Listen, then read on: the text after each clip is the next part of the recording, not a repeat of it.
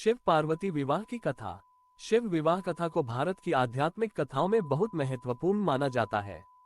शिव विवाह में पार्वती के पिता शिव का वंश जानना चाहते थे। फिर शिव ने क्या जवाब दिया? कथा में बताया गया है कि शिव मौन बैठे रहे। पार्वती के पिता ने सोचा कि ये अपने कुल वंश के बारे में भी नहीं जानते। भगवान शिव की शादी में आए हर तरह के प्राणी। जब शिव और पार्वती का विवाह होने वाला था तो एक बड़ी सुंदर घटना हुई। उनकी शादी बहुत ही भव्य पैमाने पर हो रही थी। इससे पहले ऐसी शादी कभी नहीं हुई थी। शिव, जो दुनिया के सबसे तेजस्वी प्राणी थे, एक दूसरे प्राणी को अपने जीवन का हिस्सा बनाने वाले थे। उनकी शादी में बड़े से बड़े और छोटे से छोटे लोग शामिल हुए। सभी देवता तो वहां मौजूद थे ही, साथ ही असुर भी वहां पहुंचे। आमतौर पर जहां देवता जाते थे वहां असुर जाने से मना कर देते थे, और जहां असुर जाते थे वहां देवता नहीं जाते थे। उनकी आपस में बिल्कुल नहीं बनती थी। मगर ये तो शिव का विवाह था, इसलिए उन्होंने अपने सारे झगड़े भुलाकर एक बार एक साथ आने का मन बनाया।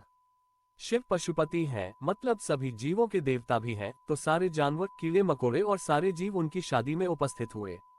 यहाँ तक कि भूत पिशाच और विक्षिप्त लोग भी उनके विवाह में मेहमान बनकर पहुंचे। यह एक शाही शादी थी, एक राजकुमारी की शादी हो रही थी, इसलिए विवाह समारोह से पहले एक अहम समारोह होना था। भगवान शिव और देवी पार्वती की वंशावली के बखान की रस्म। वर वधू दोनों की वंशावली घोषित की जानी थी। एक राजा के लिए उसकी वंशावली सबसे अहम चीज होती है, जो उसके जीवन का गौरव होता है। तो पार्वती की वंशावली का बखान खूब धूमधाम से किया गया।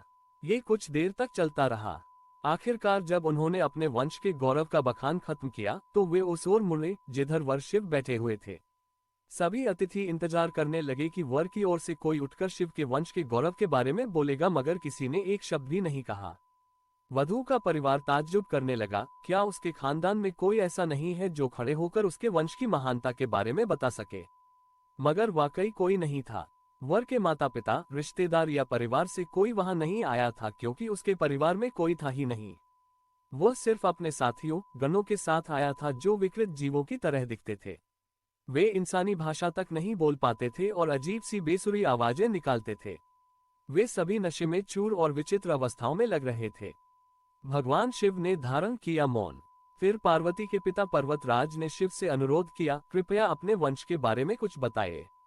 शिव कहीं शून्य में देखते हुए चुपचाप बैठे रहे। वह न तो दुल्हन की ओर देख रहे थे, न ही शादी को लेकर उनमें कोई उत्साह नजर आ रहा था।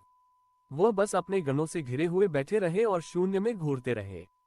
वधू पक्ष के लोग बार बार उनसे ये सवाल पूछते रहे, क्योंकि कोई भी अपनी बेटी की शादी ऐसे आदमी से नहीं करना चाहेगा जिसके वंश का अता पता न हो। उन्हें जल्दी थी, क्योंकि शादी के लिए शुभ मुहूर्त तेजी से निकला जा रहा था। मगर शिव मौन रहे। समाज के लोग, कुलीन, राजा, महाराजा और पंडित बहुत घृणा से शिव की ओर देखने लगे और तुरंत फुसफुसाहट शुरू हो गई, इसका वंश क्या है? ये बोल क्यों नहीं रहा है? हो सकता है कि इसका परिवार किसी नीची जाति का हो और इसे अपने वंश के बारे में बताने में शर्मा रही हो। नारद मुनि ने इशारे से बात समझानी चाहिए। फिर नारद मुनि, जो उस सभा में मौजूद थे, ने ये सब तमाशा देखकर अपनी वीणा उठाए और उसकी एक ही तार खींचते रहे। वह लगातार एक ही धुन बजाते रहे, टोइंग टोइंग टोइंग। इससे खींचकर पार्वती के पिता पर्वतराज अपना आपा खो बैठे। यह क्या बकवास है? हम वर की वंशावली के बारे में सुनना चाहते हैं, मगर वह कुछ बोल नहीं रहा। क्या मैं अपनी बेटी की शादी ऐसे आदमी से कर दूं? और आप ये खिंचाने वाला शोर क्यों कर रहे हैं? क्या ये कोई जवाब है? नारद ने जवाब दिया, वर के माता पिता नहीं हैं। राजा ने पूछा, क्या आप ये कहना चाहते हैं कि वह अपने माता पिता के बारे में नहीं जानता? नारद ने सभी को बताया कि भगवान स्वयंभू हैं। नहीं, इनके माता पिता ही नहीं हैं। इनकी कोई विरासत नहीं है। इनका कोई गोत्र नहीं है। इसके पास कुछ नहीं है। इनके पास अपने खुद के अलावा कुछ नहीं है। पूरी सभा चकरा गई। पर्वतराज ने कहा, हम ऐसे लोगों को जानते हैं जो अपने पिता या माता के बारे में नहीं जानते। ऐसी दुर्भाग्यपूर्ण स्थिति हो सकती है, मगर हर कोई किसी न किसी से जन्मा है। ऐसा कैसे हो सकता है कि किसी का कोई पिता या माँ ही न हो? नारद ने जवाब दिया, क्योंकि यह स्वयंभू है।